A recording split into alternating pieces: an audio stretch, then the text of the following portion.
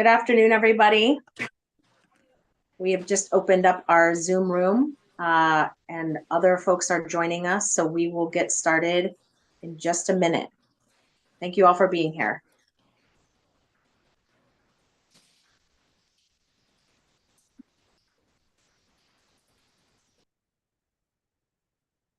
Look at this crowd.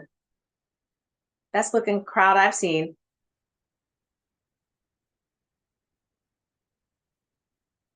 Good eyes. Indeed. All right, it looks like we have folks joining. I don't have the cool background. Sorry about that, Cynthia. Somebody said this is the new outside. All right, I think we're gonna get this party started. If everyone could mute yourselves, that would be great. Thank you. Good afternoon and welcome, advocates for justice and champions of human rights, to this crucial National Day of Action. We unite in a powerful voice against this haunting practice of solitary confinement. Today, we stand on the precipice of change, armed with conviction, compassion, and the collective strength of our voices. I'm Jessica Sandoval, and I lead the Unlock the Box campaign, a national advocacy campaign focused on ending solitary confinement in the carceral system. I'm also a member of the Federal Anti-Solitary Task Force, or FAST, and we're a coalition of organizations including the ACLU, the Center for Constitutional Rights, Halt Solitary, the National Religious Campaign Against Torture, the Vera Institute of Justice, and Zealous. Our coalition is dedicated to ending solitary confinement in all federal corrections and detention facilities and are hosting this National Day of Action today. Today, our collective goal is one thing and one thing only. It's to shine a spotlight on the darkness of solitary confinement, to advocate for the rights of those confined, and to demand a shift towards rehabilitation and human treatment. We are here to tell the world that we refuse to accept the dehumanization, the impacts of isolation, and demand change. As we rally for change today in this space filled with passion and purpose, we are not just spectators. We are architects of transformation. Let our message reverberate throughout the halls of power today and echo in the hearts of those who have the power to leave a legacy of change. Solitary confinement is not just a policy issue. It's a moral imperative. It's about the recognizing the inherent dignity and humanity of every individual, especially those behind the walls. Today is not just a rally, it's a call to action, to let our presence here speak volumes to policymakers. Together we stand on the side of justice, compassion, and the unwavering belief that every individual deserves a chance at redemption and rehabilitation. Thank you for joining this important cause, for lending your voice to this movement. Let us march forward with determination, knowing that our advocacy today has the power to shape a more humane tomorrow. Right now, I'd like to introduce our unwavering champion and sponsor of the End Solitary Confinement Act, Representative Cori Bush. Representative Cori Bush is a registered nurse, community activist, organizer, single mother, and ordained pastor, representing the people of Missouri's 1st Congressional District. First elected to Congress in 2020, Representative Bush serves on the House Judiciary Committee and the House Oversight Committee, including as ranking member on the Subcommittee of Economic Growth, Energy Policy, and Regulatory Affairs. Representative Bush has introduced major pieces of legislation such as the Green New Deal for Cities and the People's Response Act. Today, she's here in solidarity to rally against torture.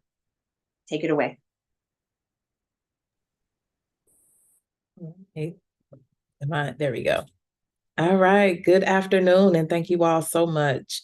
I am honored to be here, and thank you so much for just this invite. Thank you to Unlock the Box. Thank you for inviting us to your virtual rally and your day of action. I'm proud to have worked so closely with you all and the rest of the Federal Anti-Solitary Task Force on the End Solitary Confinement Act, which we introduced back in July. As we convene today, there are still over 122,000 people being held in solitary confinement across our country. And the problem, we know, is getting worse. As of last year, solitary confinement has increased nearly 12% in the Federal Bureau of Prisons, despite President Biden's campaign pledge to end this horrific practice once and for all. Let's be clear, this is shameful and another example of how our government talks a big game about human rights, but does little to affirm and protect them in actual practice. The catastrophic harms of solitary confinement, we know they are indisputable. Solitary confinement can lead to mutilation. I'm sorry, I'm having a day. Suicide, heart disease, anxiety and depression, psychosis, mental and physical deterioration, and significantly heightens a person's risk of death.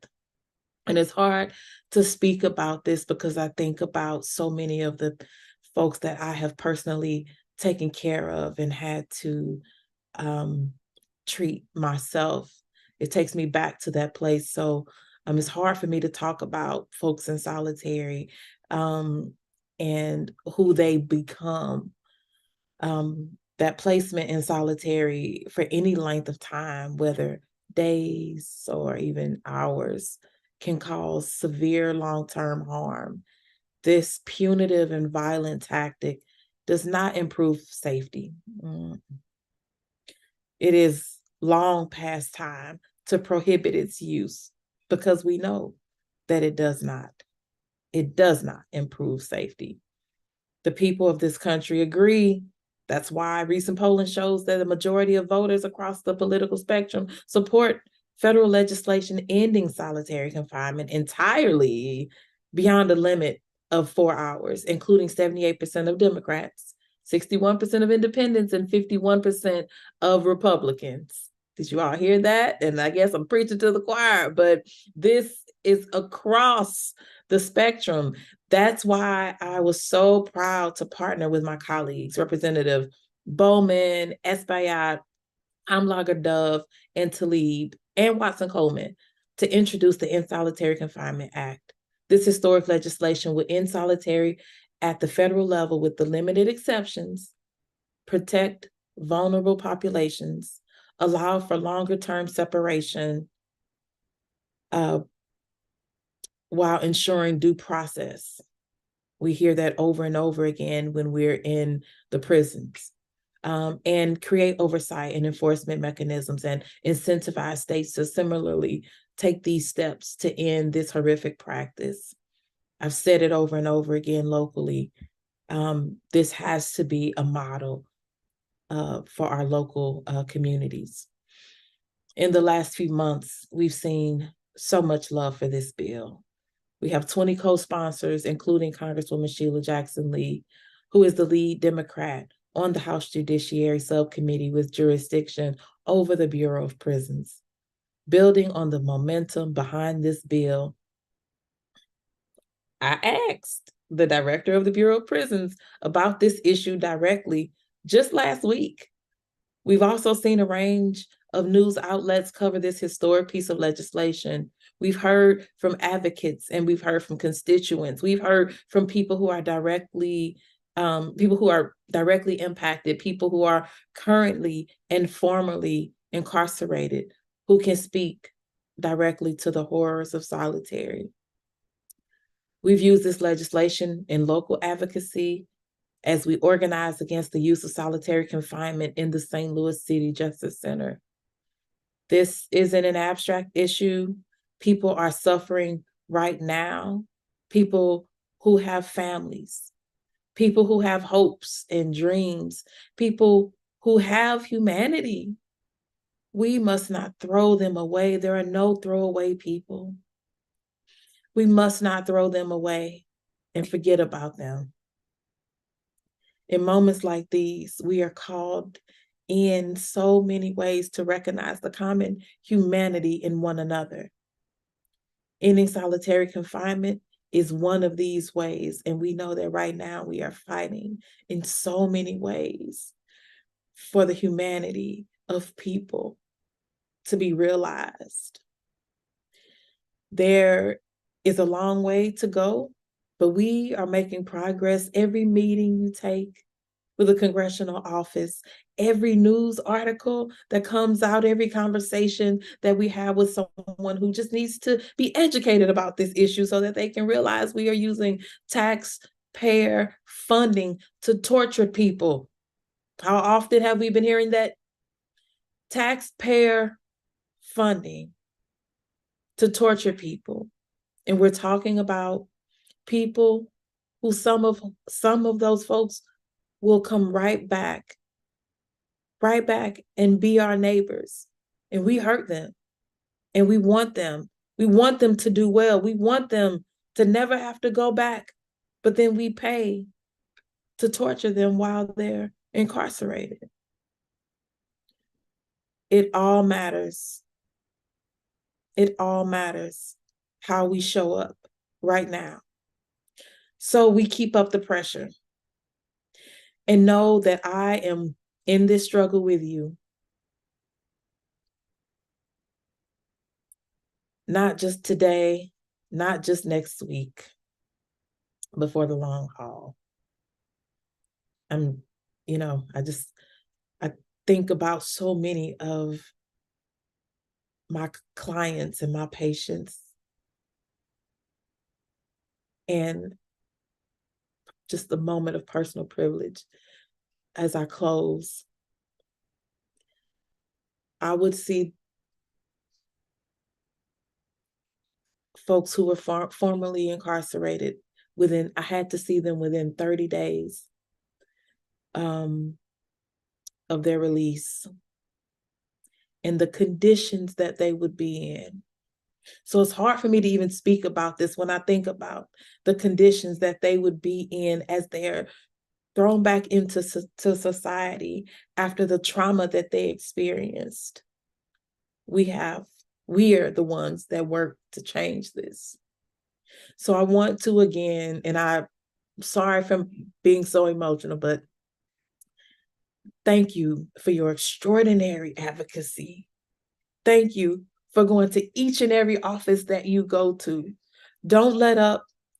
All of the advocates on this call and the broader coalition, your dedication and your passion in the face of this egregious acts on humans will not only save them, but we know the cycle and we know how it will save their families, their children. So I see you, my colleagues see you, and we will not rest until we end solitary confinement and every other form of injustice in the criminal legal system. Thank you, thank you, thank you. Thank you for being our champion on this and opening yourself up, your heart, and your dedication to justice. We appreciate you. I want to welcome Representative Sydney Kamlager-Dove, also a fierce advocate for justice and families. Congresswoman Sydney Kamlager-Dove is proudly representing California's 37th Congressional District, which covers a diverse area within Los Angeles County. While in the state legislature, Representative Kamlager-Dove got her bill, the Crisis Act, signed into law. This law provides for trained community-led teams to respond to nonviolent 911 calls instead of the police, making communities safer and saving lives. As a freshman member of the U.S. House of Representatives, Congresswoman Kamlager-Dove carries with her the experience of serving the people of Los Angeles. She will always be a strong voice for justice and our most vulnerable community members as she continues her commitment in the House of Representatives. Welcome. Thank you so much. Hello, everyone. I am Congresswoman Sydney Kamlager-Dove, representing California's 37th district, which includes Culver City, Century City, South LA, and Crenshaw. And I am so glad to be taking part in this National Day of Action to speak out against the practice of solitary confinement. The End Solitary Confinement Act is a piece of legislation that I am so humbled to be able to co-lead with Representative Cori Bush, a true sister warrior for justice. This legislation will finally end the torture of solitary confinement in federal facilities and incentivize state facilities to put an end to this arcane practice. You know, criminal justice reform is my deepest passion. I am not sitting on judiciary, but when I was in the state legislature in California, and on some days I have to let people know that California is the Mississippi of the West because we are not as progressive as we oftentimes profess to be. But while I was in the state legislature, I worked on issues like getting rid of gang enhancements, inserting due process back into our court system, getting the Crisis Act passed and funded. I also worked to try and end or take out involuntary servitude and slavery from our state's constitution. That was in an effort to bring us closer to getting the 13th Amendment off of the US Constitution's books. And that bill, unfortunately, was defeated by Democrats in the state Senate. And I worked on getting gate money increased because in the state of California, when you get out of prison, you get $200 and that's it. And I don't know about you, but where I'm from in Los Angeles, $200 does not go very far. I am saddened that I'm not able to try to work on these kinds of bills here, on a committee, which is why I was so honored when Representative Bush asked me to be part of this coalition to continue the work that I was doing in California State House. Inhumane systems like solitary confinement or glorified torture chambers are part of a deeply flawed justice system that we have an obligation, a moral obligation to fix. The United States imprisons more people than any other nation in the world, including young people. There are estimates that 1 out of every 5 prisoners in the world are being held in the United States. And these disparities are even more alarming when you look at who is being incarcerated. We know that Black Americans are incarcerated at nearly 5 times the rate of white Americans. We know that in some states, the ratio of Black to white Americans is as large as 9-to-1, including in my own home state of California. We know that nationally, an estimated 1 in 81 Black adults are serving time in state prison. I've heard horrible stories of individuals being thrown into solitary confinement for 23 hours a day with only 1 hour of sunlight allowed. I have listened to some of my community members who are formerly incarcerated testify before me and talk about only being given 1 piece of toilet paper to use the bathroom, or losing vitamin D because they're not able to go outside, and losing melanin as a result of being confined. I've heard stories of folks getting out just to get thrown back in. I've heard of pregnant women being thrown into solitary confinement and given no access to medical help or even making sure that their basic nutrition needs are being met. And I'm sure you have just as many stories that you can share. None of these stories are good, and they should all remind us of the important work that we have in front of us to get rid of this arcane and draconian practice. Extreme solitary confinement like this is tantamount to treating people like animals. And our current practices around solitary confinement would be categorized as human rights violations in any other context in any other country. If we want incarcerated individuals to leave the system rehabilitated, if we truly want to decrease recidivism, we must treat incarcerated people like people. We should treat everyone the way we want to be treated. And the circumstances that put them in prison should not be determined or should not be a determinant for how they are treated.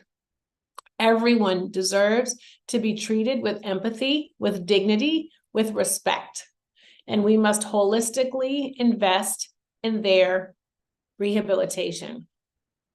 Not only is solitary confinement a draconian form of punishment designed to subjugate people and break them, but I dare say it is a lazy and ill-informed practice. Because if the only way that you think you can check somebody or help rehabilitate somebody is to throw them in the shoe, then that is like maybe one of the laziest, most pedestrian ways that you can connect with somebody. I thought the idea was to give folks options, put options on the table to incentivize them to change some of the behavior, or maybe check your racism and xenophobia at the door so that you're not randomly deciding who gets thrown in the shoe because maybe you don't really know how to communicate with them. And you've been given arcane and vague protocols within the system with no enforcement for your own actions that allows you to treat folks inhumanely. There is a reason why every single person that enters into a prison develops some kind of sickness. Those who are incarcerated and those employees that are working in the prisons, because they are torture chambers. Because they are torture chambers. And we have an obligation to fix this system and stop killing our people.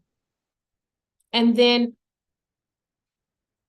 forcing them, re-entering them into society without the supports that will allow them to be successful.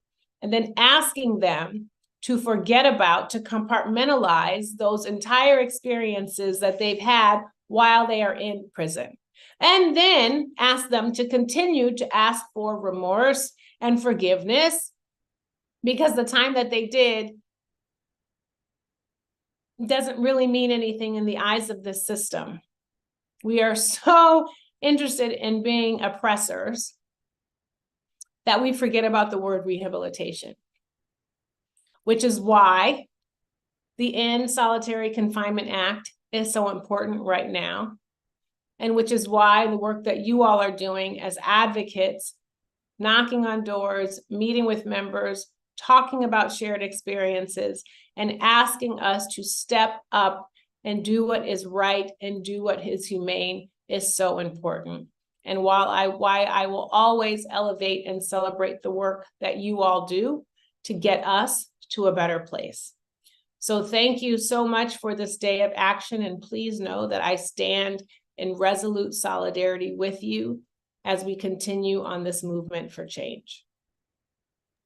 Thank you so much, Congresswoman. We really appreciate your support and your solidarity with us and for being here today. Thank you so much. I'm going to next introduce one of my favorite people, my brother in this movement, Mr. Johnny Perez.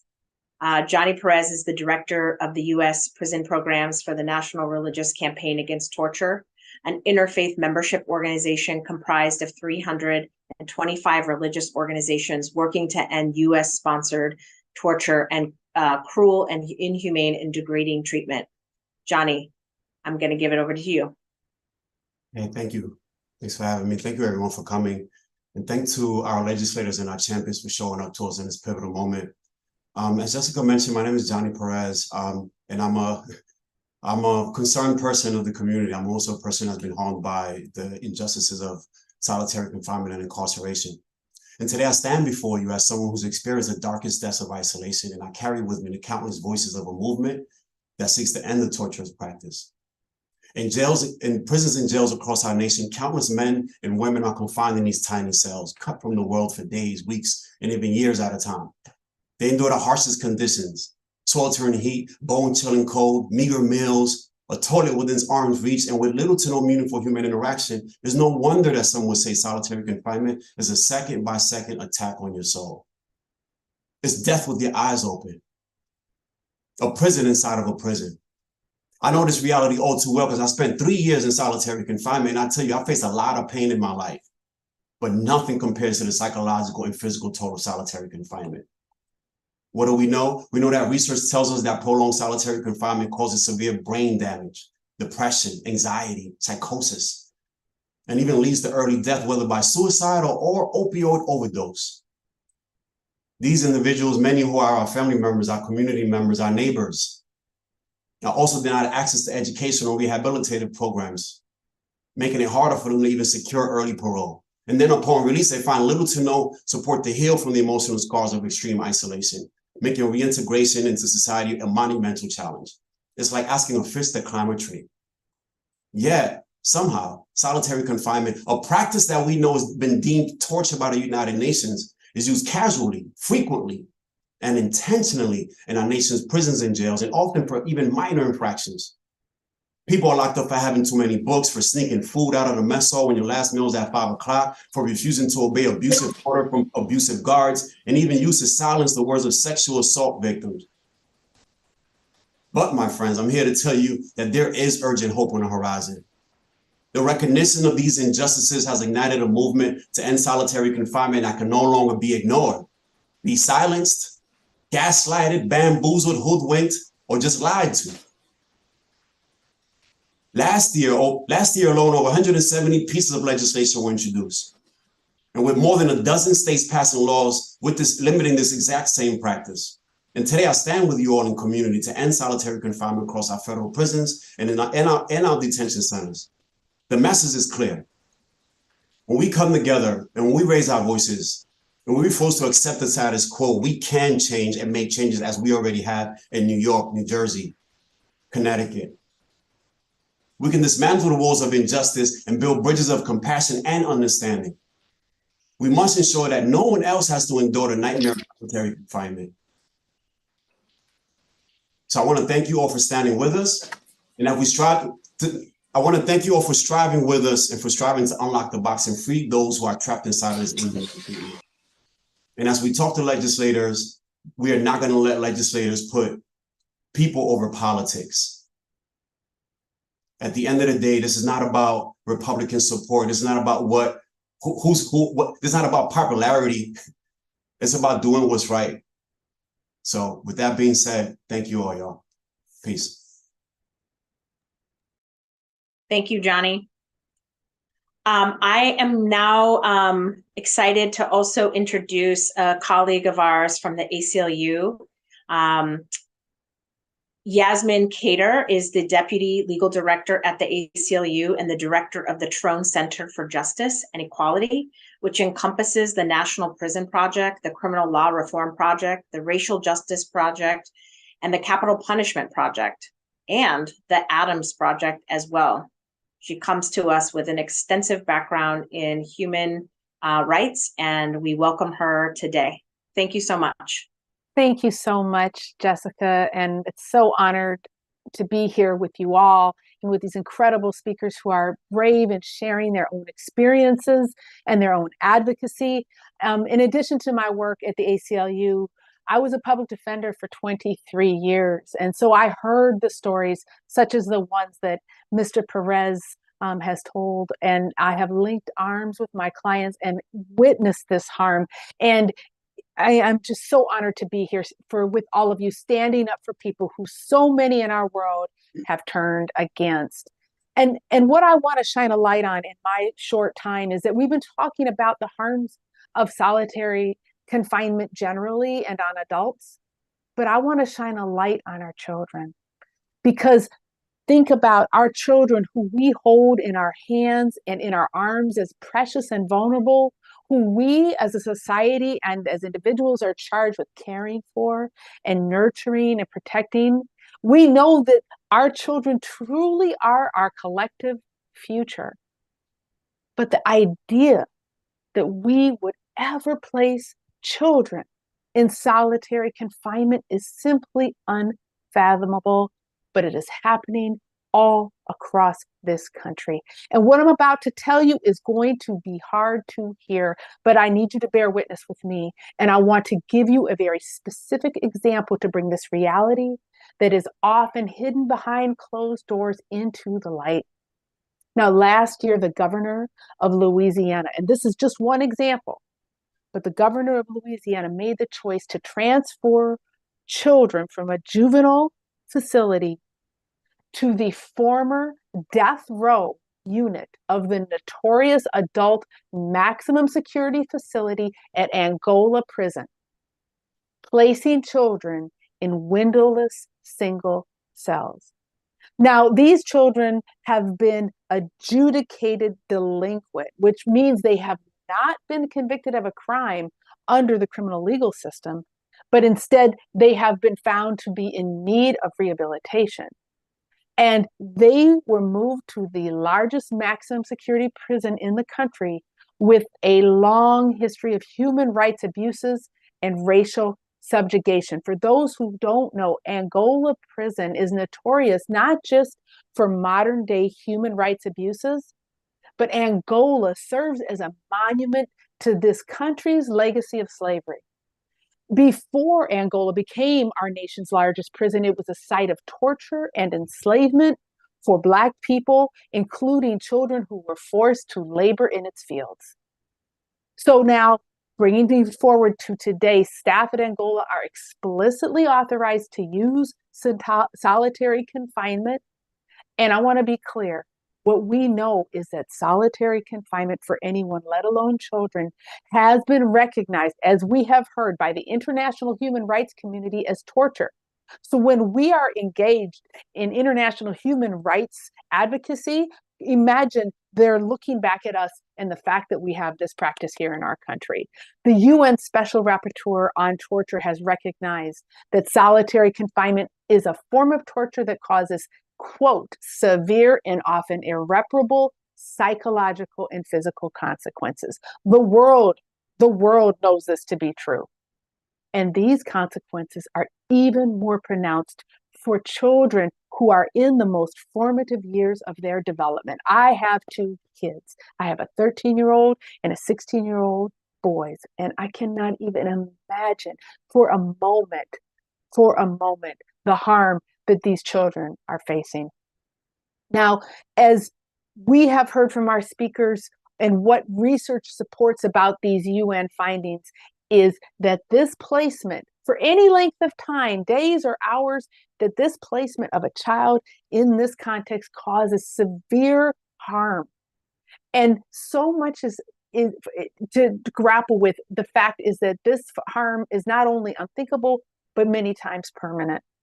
When we think about it in the context of adults and envision it through our eyes of children, we think about self-mutilation and suicide and heart disease and anxiety and depression and psychosis and significantly heightened risk of death. Even one day in solitary can increase the risk of premature death after release. And we have all the data, all the statistics, all the common sense that we need to back this up. For example, in the mainstream Journal of American Medical Association, the study found that individuals who spend any time in restrictive housing are 24% more likely to die in the first year after release. And we've seen this reality in our investigations of other juvenile facilities outside of Angola in the state of Louisiana. Again, for example, in the Ware facility, children are routinely put into lengthy solitary confinement, and as a result, children have died by suicide. In the St. Martinsville facility, where kids were held in solitary confinement without any educational or mental stimulation, just picture this in your mind. Some of these babies hacked through their cinder box cells to try to escape the brutality of their daily existence. And now, I am from the ACLU and here to tell you that this is not just immoral, it is unconstitutional. Children in our juvenile justice system have the right to rehabilitation. It is not punishment. And true rehabilitation requires that children live in an environment that still, as much as possible, can feel like a home or at least like a dorm. They're mandated by our Constitution to have access to school, to counseling, to therapy, to recreation and other services, and to have in-person visits with their families. But that's not happening. So we must hold our leaders accountable to these requirements, which is in such stark contrast to what we're seeing.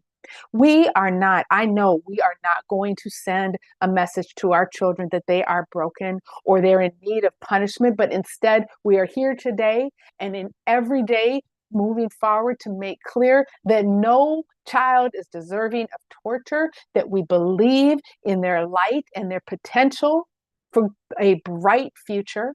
And we know that this is not just what the law requires, it's what we owe our next generation, who are our future. The children are our future.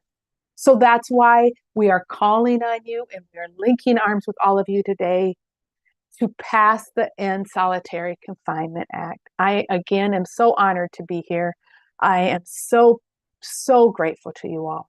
Thank you. We are grateful to have you in our space today and can't wait to work more closely with you all in the very near future. And thank you for the work that you have done on behalf of our young people in the system. I'm going to introduce our next speaker of this rally, of which we have over 100 people in attendance. So hello, everybody out there. I want to introduce Rabbi Joshua Levine Grader, who is currently the board president of the National Religious Campaign Against Torture. He has been a voice for moral and religious values on a variety of issues in the pulpit, in writings, and on various boards and coalitions. He has distinguished himself as a spiritual leader, social justice advocate, and interfaith coalition builder. Welcome, Rabbi Joshua. Thank you. Thank you so much. And thank you to everyone who is out there. I know this is a rally, so I'm going to try and bring the rally energy to what we're doing. But I first want to extend my thanks to Johnny and to Reverend Ron Steve, our executive director of NERCAT. It's a real honor to be speaking as the president of our board. And to tell you, to bring from a spiritual perspective, because NERCAT, we're a faith-based organization, and we believe, as I've heard several times, that torture is a moral issue, and that solitary confinement is torture. And so this is a central piece of our work. And so I want to just share 3 parts of the very beginning of the Bible, because there are 3 moments that I think are very relevant to this conversation. And they're all in Genesis at the beginning. So first, we hear that all human beings are created in the image of God. All human beings, no matter where you are, where you come from, anything, we're all created in the image of God. Second, we hear in the beginning that humanity is hiding in the garden, and God comes and says this famous question, Ayeka, where are you? And it's a spiritual question. It's an existential question. It's not a physical question of where are you physically. And I think we are asking that question as a nation, and asking where are we? Where are we when people, 122,000 people, are sitting in a box with no windows and all the things that you heard? And I just can't believe what Yasmin just said about the children. Knowing it is one thing, hearing it said it's just obscene and beyond immoral. And so where are we? Ayeka, where are we as a country and as a people? And I'm so happy that people are there. I wish I was there. I'm in California, so I appreciate our representative speaking. We're doing our best here in California, I will say, through NERCAT, trying to get kids not to be in solitary for more than 4 hours, which was a hard slog. We're still trying to get a bill passed in Sacramento to end this horrible practice. And the last verse says, after Cain and Abel, it says, "Am I my brother's keeper? Am I my sister's keeper?" And the answer is clearly yes. And so we have to understand that we are responsible. Rabbi Heschel, Abraham Joshua Heschel, great theologian, he said, in regards to moral issues like this, some are guilty of doing it, but we are all responsible. We're all responsible for what's happening in our nation, for the laws that are being passed or not being passed in our government. And so it is a moral stain on our country that we have this practice. And I said this when I was in Sacramento a few months ago, that it's embarrassing that we have to be begging for this to end. It's a moral embarrassment that we have to sit and parse words and tweak language and try to squeeze it all in so that everyone feels that they are okay, all the different lobbies who don't want to end this practice. But it's an embarrassment that we have to sit there and beg and try to even explain why it is that this should be ended. It should be a no-brainer. And so I'm just really honored to be here. And I'm proud that in this bill, if it gets passed, which it should, that faith leaders will be included in being able to go on visits to facilities, not just elected officials, not just corrections officers, but faith leaders can go and pay witness and make sure that the moral cause, the moral clarity of ending this is a part of not just a rally like this, but it is something that's getting taken right into the facilities, and also to give the people in their hope, the people sitting in solitary, to give them hope that we're thinking about them and we're bringing all of our moral courage to bear to try and end this practice and get them out of those despicable boxes. So I thank you for inviting me, and I'm real proud that NearCat is a part of this, and totally support this bill, and appreciate the chance to share with you. Thank you so much. Thank you, Rabbi Joshua, for bringing the moral imperative into this conversation. Next, I want to introduce our next speaker, Luis Gonzalez Carvajal. Mr. Carvajal is a survivor of solitary confinement who spent a year and a half in an ICE detention center at the Orange County Jail in Goshen, New York. He, along with a number of others, was a plaintiff in a complaint filed against the Orange County Jail in April of this year. He is here and supported today by an interpreter, Adriana Dominguez. Thank you and welcome, Luis and Adriana. Gracias y bienvenido Luis y Adriana, que está aquí como intérprete. Adelante, Luis. Go ahead, Luis. Sí, mi nombre es Luis González Carvajal. Hi, my name is Luis González Carvajal. Estuve detenido en la cárcel de Orange County, Nueva York, por inmigración. And I was detained in the Orange County Jail of New York due to immigration. Aproximadamente 1 año y 18 meses. And this was for approximately 1 year and 8 months. Mi detención fue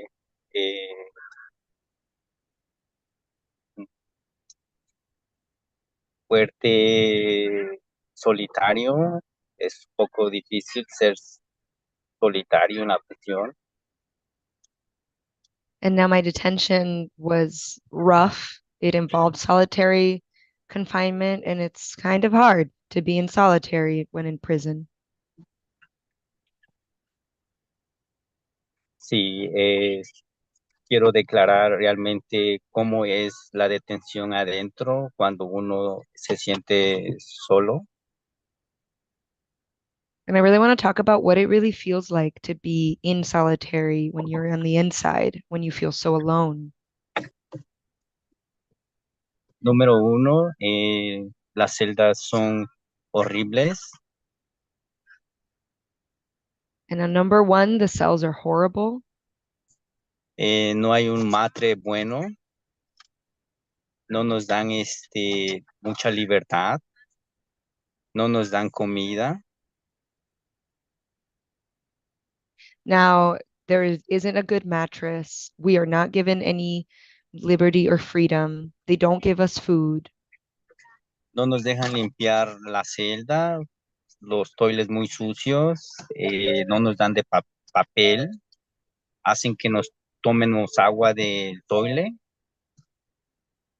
They don't let us clean the cells. The toilets are so dirty. They don't give us any hygienic paper. They make us drink water from the toilet bowl. Nos castigan por 7 días sin comer. No tenemos libertad. No nos dan para hacer una llamada a la familia. They will punish you like for 7 days without food, not giving you any freedom, not letting you call your family. La comida es terrible. Esa es una comida que no es saludable. Nos tratan muy mal. No nos dejan bañar. Food is really terrible. It's the type of food that is not healthy. We're treated poorly. They don't let us shower. Tenemos un dolor de cabeza y a veces no nos dan un medicamento. Ponen muchas cosas para que ellos no nos den un medicamento.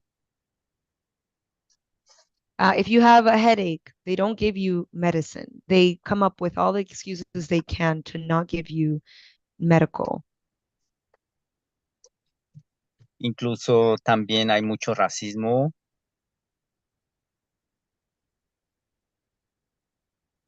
Nos tratan muy, muy fuerte porque no nos hacen que uno haga su compra como semanal. There's also a lot of racism that we experience. We're treated just really roughly. They don't let us do our weekly shopping. Entonces, cuando uno les pide, pues, que tenemos que salir a bañarnos o queremos salir a la yarda, a caminar porque necesitamos despejar un poco la mente, entonces ellos usan mucho racismo, nos castigan peor si uno les pide pues un tiempo para salir y ellos no nos los dan. And if you ask to get a chance to shower, if you ask for a chance to go out to the yard, to walk, to do some exercise, to clear your mind, we're just met with a lot of racism. They actually punish you worse if you make a request and if you ask for time outside. Ellos no les importa si uno se mata uno en la celda, ellos no tienen corazón. Eso es un castigo fuerte que ellos nos someten por ser cualquier raza. And they don't care. They don't care if we kill ourselves in those cells. It's like they have no heart. It's the harshest of punishments that they subdue us with, regardless of race. Incluso hasta los oficiales mismos nos pegan adentro de los cuartos, nos amarran de los pies, nos esposan de las manos, de la cintura, para que puedan hacer lo que tengan que hacer. Nos sacan a bañarnos y nos sacan esposados de los pies, arrastrando cadenas y todo eso nos lastima los pies, nos saca sangre y no les importa. And really, the officers, they hit us when we're in the cells. They tie our feet, and with cuffs, they tie our hands, our waist. They do what they want to do. And sometimes when they are taking us to get a shower, they'll have cuffs around our feet that are dragging behind. And they don't care even if you have them on so long that you start bleeding from the numerous places that you have to be cuffed at. Los 18 meses que yo estuve detenido en Orange County Jail fue una cosa que no puedo olvidar todavía. Eso me lastimó mi cerebro, me lastimó mi salud. Realmente ellos me tomaban hasta videos desnudo, fotos desnudo, en los baños, en los cuartos, con muchos oficiales. And those 18 months that I was in the Orange County jail, it is not something that I can forget about. It still hurts me. It hurt my brain. It hurt my health. They took videos of me naked. The officers took photos of me naked with a lot of officers around, both in the bathroom and in the room I was kept at. Me sentaban en una silla desnudo, me ponían un papel en mi pecho con letras en inglés, tomándome fotos. Realmente no sé por qué usaban eso, o qué realmente querían hacerme con todos esos castigos, que fui una de las personas que viví esos castigos fuertes. And really, they would sit me down naked. They would put papers in front of my chest that said different things in English. And they would take photos of me. And really, I don't know what they wanted. I don't know what they were doing, why they were doing these types of punishments, but I was one of those people that had to go through them. Siempre fue mi experiencia que realmente no la entiendo porque también vinieron oficiales, me envenenaron con medicamentos muy fuertes que perdí el control y caí al piso, pedí ayuda y nunca me la dieron. And really, it's an experience that to this day I can't understand why this happened. They also poisoned me medically. I was losing control. Would fall on the floor and ask for help that they never gave. Me tuvieron un mes de castigo, ellos le mencionan la caja y en ese cuarto es terrible porque no nos dan de comer, no nos dan para hacer una llamada, hablar con nuestros abogados. Realmente yo quise matarme por racismo que ellos estaban usando contra mí. And I did spend a month being punished in the chute. And that is a terrible, terrible place. I was not given food. I couldn't call anybody or my lawyer. And I wanted to kill myself when all that happened. Y también los oficiales vinieron, me golpearon y hasta la fecha todavía estoy mal de mi cuerpo, And que I was ellos also mismos me iban a quitar la vida. I was also hit so hard that to this day I have physical ailments due to it. And I thought that they themselves were going to take my life away from me.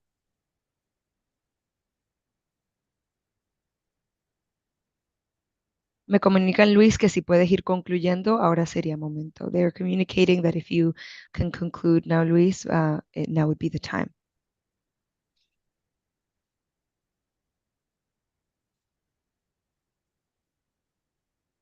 ¿Algunas últimas palabras que quieras compartir, Luis? Any last words that you do want to share, Luis? Bueno,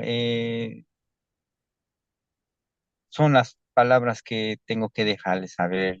Realmente gracias por participar en esta reunión. Just the words that I want to make sure that you know is thank you for participating in this.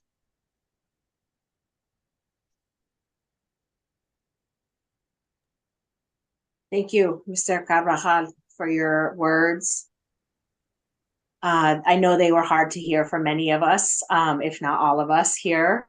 And we want to let you know that we are fighting for you and all people subjected to this torture. So thank you for being here with us today and bringing us to an end of today's National Day of Action, of which we are all here to end the practice of solitary confinement. And I want to thank you all for being committed to being here today. To our solitary survivors among us, thank you for your voice, your courage, for being here to tell your stories for the world to hear. Our call to action is clear. We have to demand change. We are here to demand change, to demand humanity, and to demand an end to this inhumane practice of solitary confinement. Each step we take, each word we speak, and each story we share is a building block in the foundation of a more just and compassionate society. Together, we must keep the pressure on our policymakers to support and sponsor legislation that ends the use of solitary confinement. Make your presence felt and let legislators know that the public demands an end to this torture. We must amplify the message by utilizing the power of the media, social media, and community networks. We must create and share content to educate the public about our fight against solitary confinement. We must join forces with each other, lock arm in arm with other organizations to raise awareness about the devastating effects that we talked about here today of solitary confinement. Collaborative efforts have the potential to influence policymakers and the public, ultimately paving the way for the future we all know is possible. Remember, our strength lies in our unity, and our voices collectively create a powerful voice, a powerful force for change. As we continue on this legislative day of action, let us be unwavering in our commitment to end the cruel practice of solitary confinement and ushering in a new era of justice, empathy, and compassion. Together, we will be the catalyst for change that our society desperately needs. The time for action is now, not yesterday and not tomorrow, but today. Thank you all for being here. If anybody would like to lead us in a chant as we start to wind down this afternoon to being together. I know some of you still have meetings with legislators today, tomorrow, and on Thursday. So let us continue to carry this voice, the voice of our colleagues, our friends, and our loved ones to end the torture now. Thank you all for being here. Do we have a chant? Natasha, how about a chant? Come on, Natasha. No more solitary confinement. The voice of freedom requiring Biden and solitary now. No more solitary confinement. The voice of freedom requiring Biden and solitary now. No more solitary confinement. The voice of freedom made quiet. Biden and solitary now. Yay! Great job. Hey, hey, ho, ho. Solitary has got to go. Oh, hey, hey. Ho, ho. Solitary has got to go. Hey, hey. Oh, Solitary has got to go. Solitary has got to go. Hey, hey.